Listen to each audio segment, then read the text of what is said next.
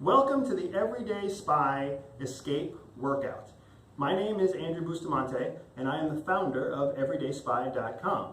I also host the podcast, the Everyday Espionage podcast, and I am here to share with you my weekly escape workout. Now, I've seen a lot of workout videos. I'm pretty sure you have too. This is not one of those videos. This is me in my living room doing a workout that I do every week. I'm wearing a busted old t-shirt, some basketball shorts, I have socks on, I'm not sure if they match. This is what it looks like when everyday people exercise. This is what it looks like when spies exercise too. We're just everyday people trying to get a good workout in. So my goal over the next 6 or so minutes is to introduce you to my escape workout. So I want to explain what an escape workout is. There's all sorts of exercises, all sorts of workouts that are out there. Some build muscle, some build endurance, some are just designed to maintain. The purpose of an escape workout is to make sure that you have a well-balanced regiment that balances endurance and strength so that you can use it if you ever need to escape. Escape from a bad situation, escape from some sort of imprisonment, escape from a kidnapping. What people don't understand is that when you are put in a position where you have to escape, you almost are guaranteed a high heart rate, low caloric intake, and significant muscle demand. Something called early fatigue sets in whenever you find yourself in a threatening situation. Early fatigue happens because your oxygen gets depleted very quickly because your heart is racing, and all of the energy that's in your body gets zapped very quickly because your muscles tense up, your stress spikes, and your oxygen concentration to your brain gets consumed very quickly. So if you don't escape within 2 to 3 minutes of the moment that you choose to escape, there's a good chance that you are going to be overwhelmed with fatigue and your escape will fail. This workout is designed to make sure that when those 2 to 3 minutes happen, you have the strength, you have the endurance, and you have the control over your muscles and your bodily functions so that you can have a successful escape. That's why it is called an escape workout. Every spy in the field has their own version of an escape workout. They train, they build their own workouts, they change their workouts, they rotate their workouts so that when the time comes that they find themselves either captured or under threat of capture, they can count on their bodies to get them out of that situation. Now sometimes it's out of your control and you will get captured. In those moments, this workout is also used to help you train while you are in custody, while you are actually in either a prison cell or a torture hut or some kind of cage where you're being kept to barter or to negotiate or as some sort of spy trade. So everything I'm about to do with you is designed with a certain cell space in mind. That cell space is approximately 1 meter to 1.5 meters wide, 2 meters tall, and 2 meters long. Now what that means is you have about 6 foot 4 inches of floor space by 3 to 4 feet of floor space, and no exercise is going to take you higher than 6 foot 4 inches. So if you are confined to a small space, you can still execute the escape workout. That's critical because if you find yourself in a position where you are being detained or where you find yourself being kept by terrorists or some other nefarious actor, you still need to have a workout that you can execute in that limited space. Otherwise, your muscles will start to deteriorate, you will start to lose sleep, you will not be able to maintain your health and your physical fitness. Fitness is critical to a successful escape. So, I'm done talking. Let me show you how my escape workout works. I start with high knees. High knees, when we were 18 and in high school, was just a warm-up. But when you're almost 40 years old like me, high knees are an exercise in and of themselves. The key to a high knee exercise is to bring the knees above 90 degrees and to keep the flow rapid. So you'll see me move left and right as if I'm running, rapidly, breaking the 90-degree plane at the top. When I do my high knees, I'm trying to count 1 rep every time 2 legs go through the motion. So 1, 2, 3, 4, 2 legs, count as 1 rep.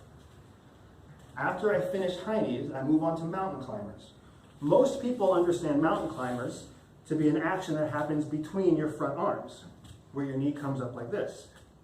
The problem is that this is a limited movement and doesn't offer you the kind of strength that you need or the demand on your endurance to really maintain a high level of endurance.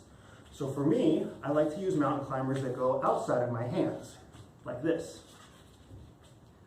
This type of outside of the hand movement is much more demanding physically and really pushes your endurance. Here's what it looks like. Again, 2 feet is 1 rep. 1, 2, 3. Let me show you from the side. This is what most people learn, but this is what I recommend. 1, 2, 3.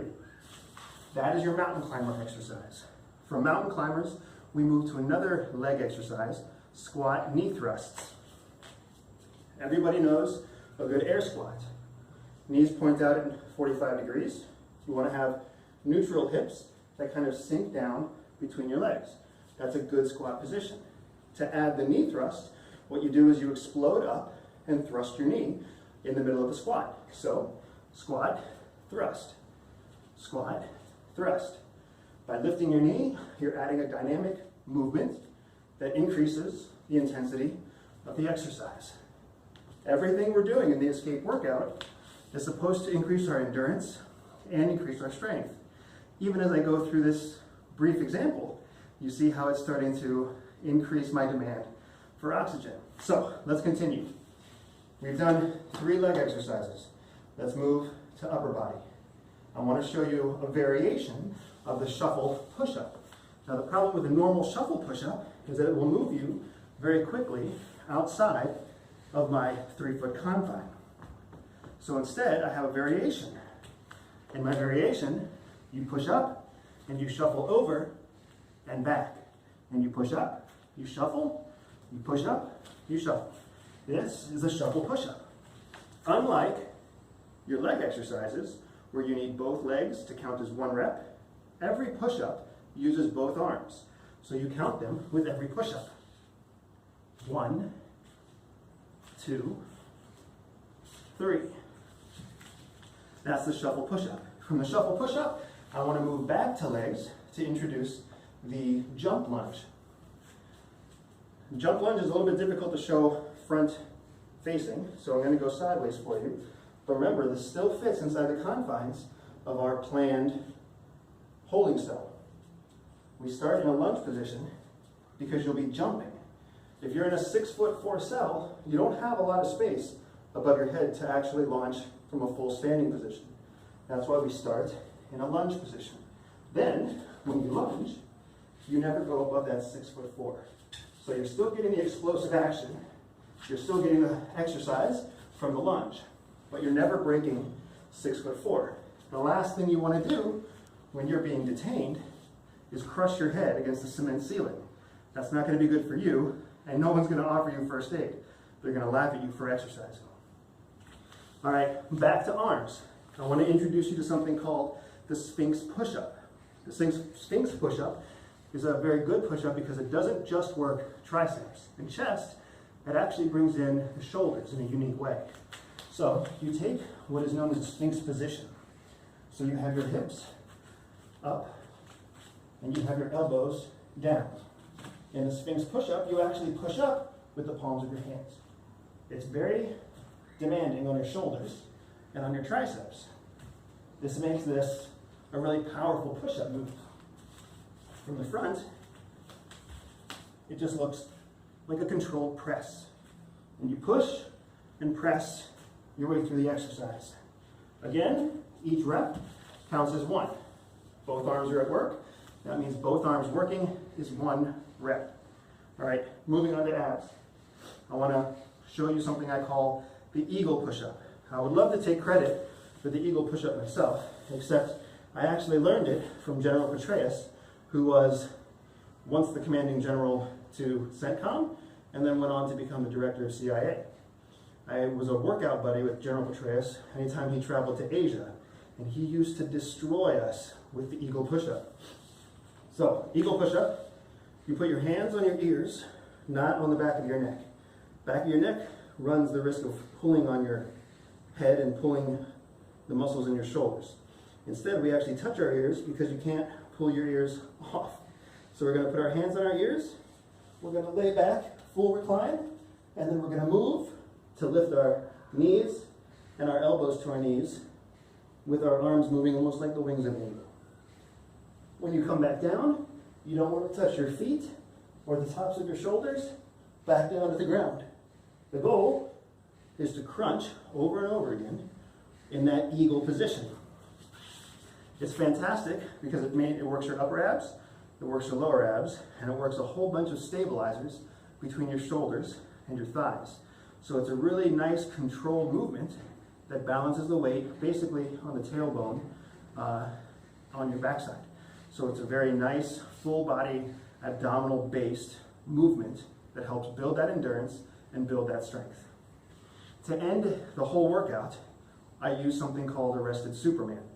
Arrested Superman, aside from the fact that its name is very fitting to the idea of escape, is also a great workout to end with because it takes all the muscles that we just worked and it beats them all down in one simple motion. So you start on your belly, and just like Superman, you are fully extended, except because a fully extended body is going to break that 6'4" cell, we put our hands behind our hip.